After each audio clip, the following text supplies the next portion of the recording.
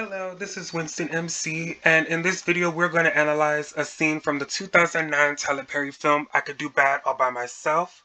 We're going to be diving into concepts like the setting, scene composition, props, costumes, acting, and lighting of the scene.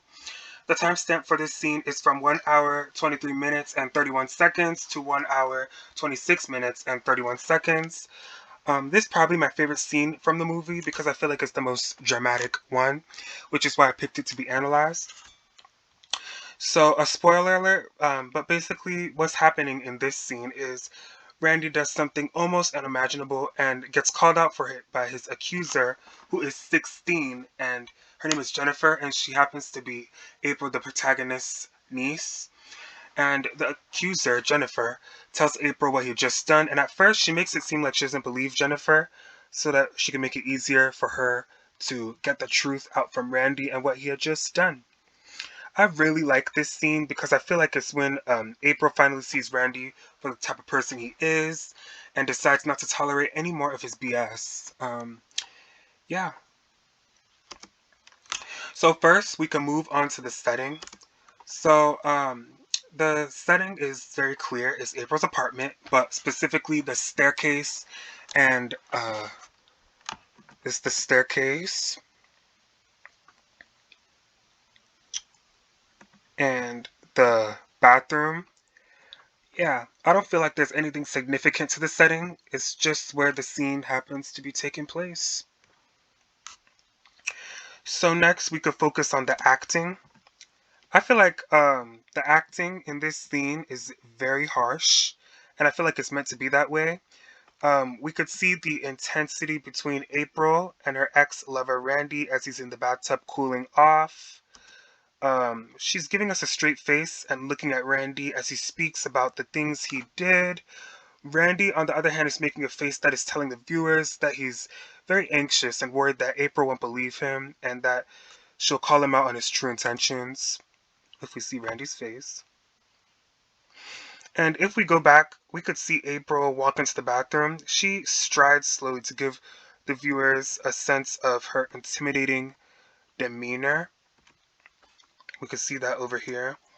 And she's about to confront Randy, and she is not happy with what Jennifer told her and about what Randy had done.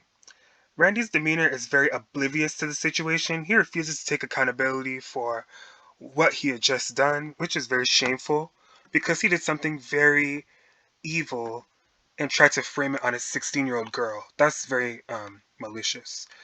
He's just worried about taking his bath, cooling himself off, which is very inappropriate for the circumstances he's put everybody in.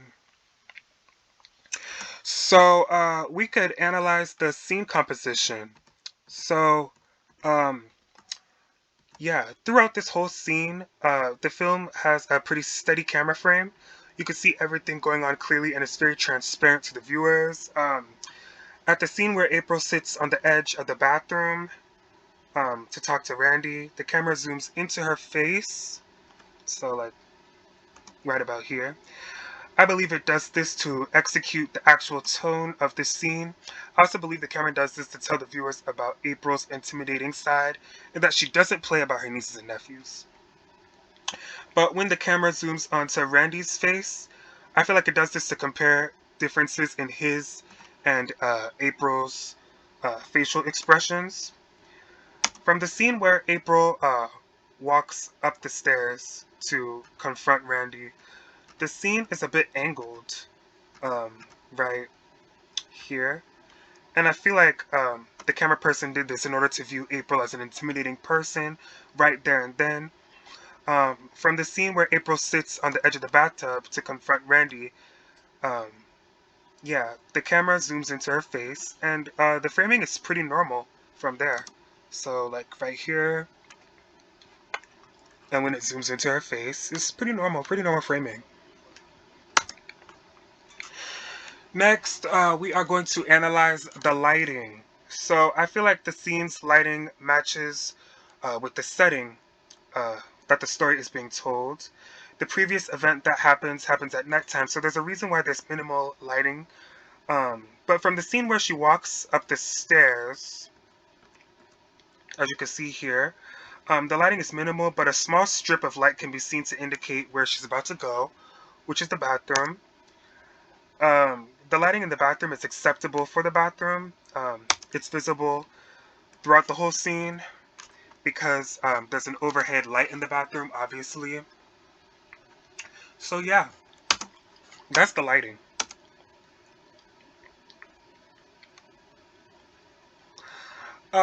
Next is the props. So in this scene, the main significant prop in this scene is the radio that April drops into the bathtub.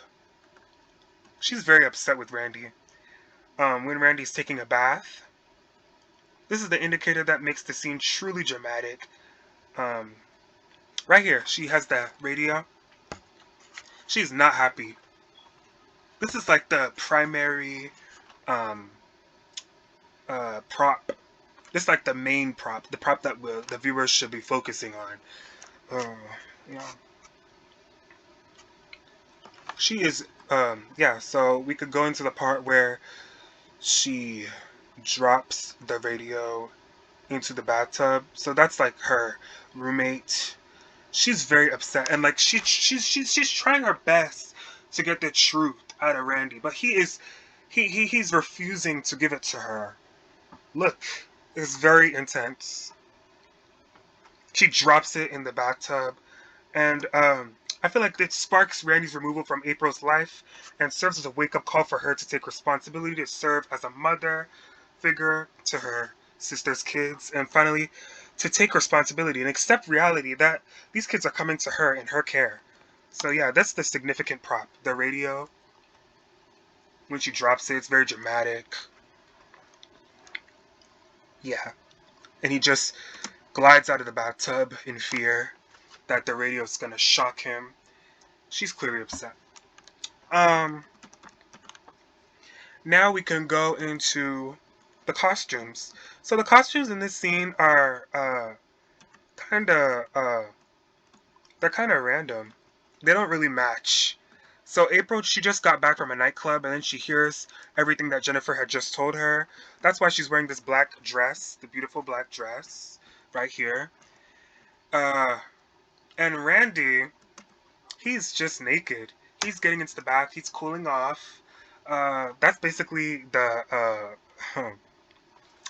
his outfit, and everybody else, they were all about to go to sleep, so it's all understandable that they were in their pajamas at the time that this scene occurred. But yeah, I feel like costumes don't um, the costumes don't match. Um, they don't clash in any way. I feel like it's totally random, but for the circumstances, it totally makes sense when you watch the movie. But yeah, hope you enjoyed this scene analysis and see you next time. Uh,